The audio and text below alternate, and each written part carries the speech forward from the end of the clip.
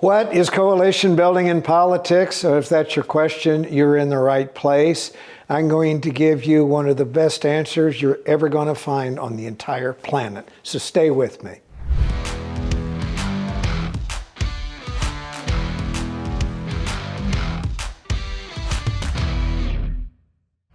What we're going to do in this video is we're going to talk about what it is, why candidates do it, and then we're going to do a deep dive on how you build a coalition depending on your circumstances.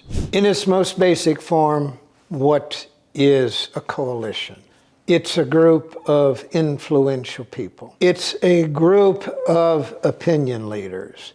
It's a group of organizations that try to advance the cause of a political candidate.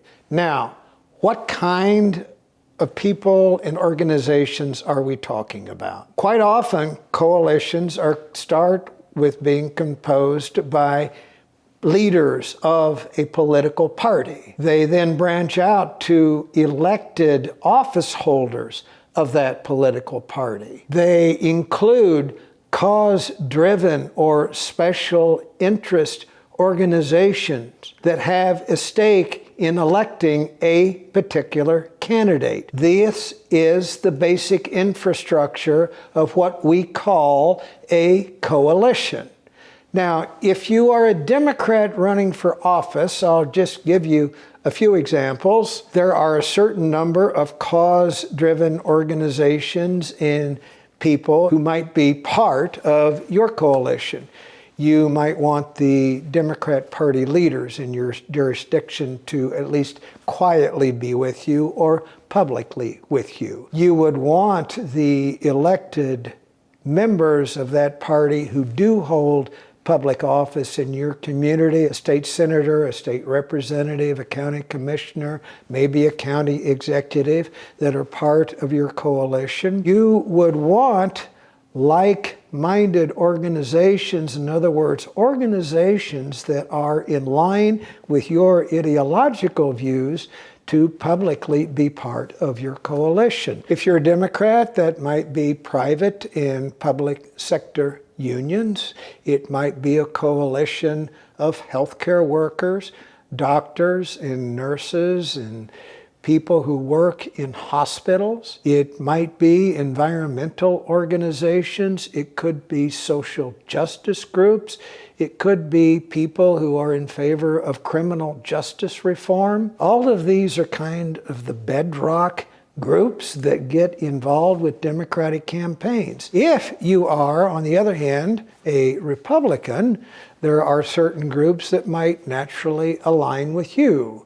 You might want a coalition of police unions, anti-tax groups or tax reform groups, pro-parent groups, pro-life groups, pro-charter school groups. Those are typically part of a Republican coalition. Now, why is all this stuff important?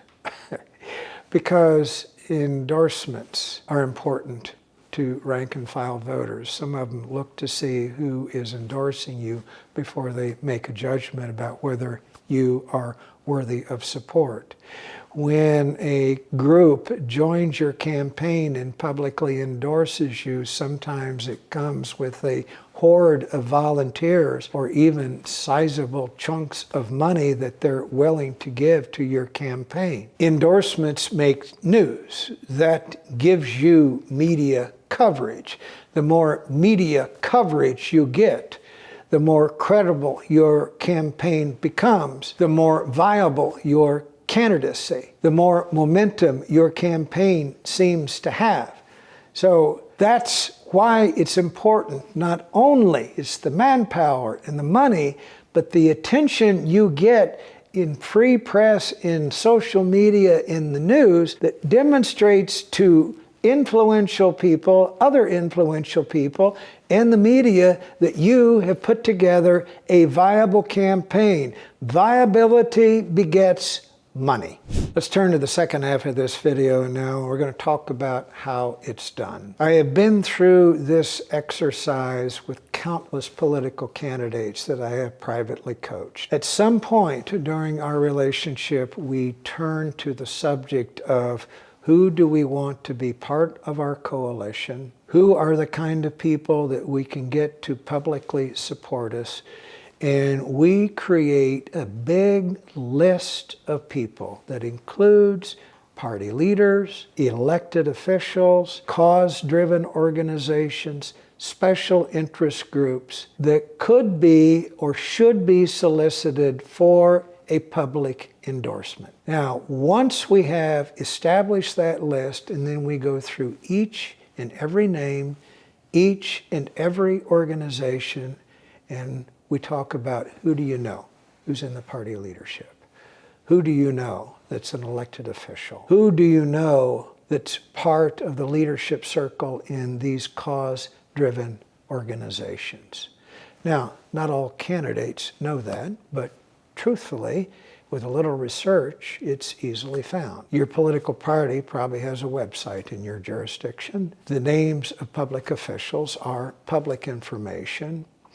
If you go to Google or ChatGPT and you say, what are the kind of cause-driven organizations that endorse either Democrats or Republicans in my county, ChatGPT is going to cough up some very, very interesting answers. There's another tried and true way to inventory the kind of organizations that might get involved in your race. Go look at the websites of candidates who are running for the same office you are, who are ideologically aligned with you, but running in a different jurisdiction. And look at their website to see what kind of organizations have endorsed their campaign. It will give you a pretty good idea of where to go. And then it's simply a matter of figuring out the right people to talk to and finding a few phone numbers. That is the second piece of the how to do it.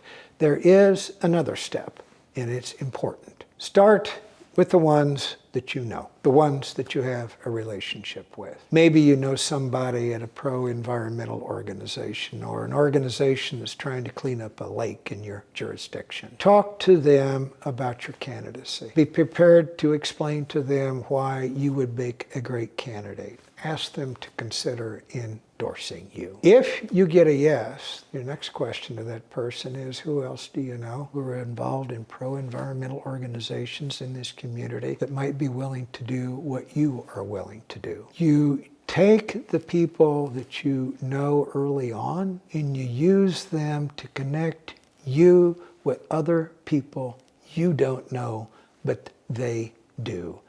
This is the way it works. Tried and true, it is how all candidates build coalitions that sustain them through a political campaign. Done well, you get tons of ink. The ink begets attention. The attention begets money from donors who always like to be with a winner. By the way, if you're thinking of running for office, I have a free gift for you.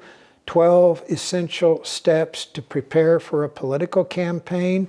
It's yours for a click. Click the link below and get your copy. Building coalitions is just one component in a big machine called a political campaign that has lots of gears and moving parts. It's just one of many important ones. So while this is fresh in your mind, I'm going to suggest that you watch another video that will give you a view of the forest. The title of it is, What is a Political Strategy? Click the link below, grab a pen, and watch it while this is still fresh in your mind.